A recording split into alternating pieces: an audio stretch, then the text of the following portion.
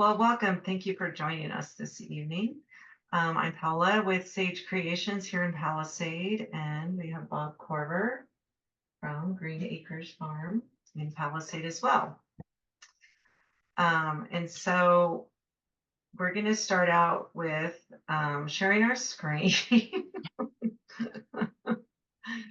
and hopefully we can get this to work properly.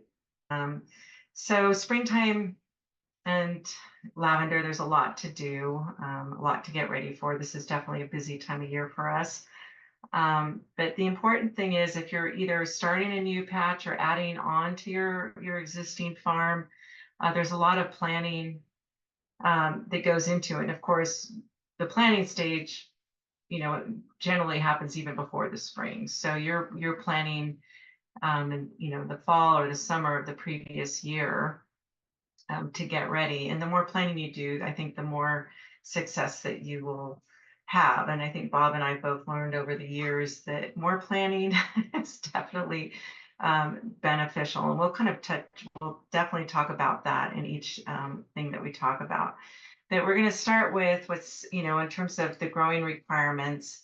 I think the general growing requirements, maybe a lot of the listeners already know these, but the first part in preparing and planning is really knowing your soil, knowing your dirt, and is to get really familiar with your garden, whether it be your garden or your farm, and understanding that. And so I'm going to have Bob go ahead and speak to that. Okay. Basically, if you work with your county extension agent, oftentimes they can help you.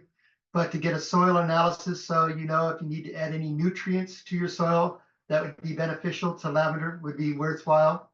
Knowing the kind of dirt that you have, whether it's sandy, loamy clay, heavy clay, also will determine a lot on how you're going to water and how you're going to prepare your soil. So again, knowing your dirt, and I even think it's kind of important to know what your subsoil is.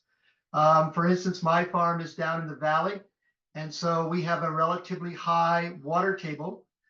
So as a result, when I irrigate, the water doesn't go very far because it goes down and it meets more water.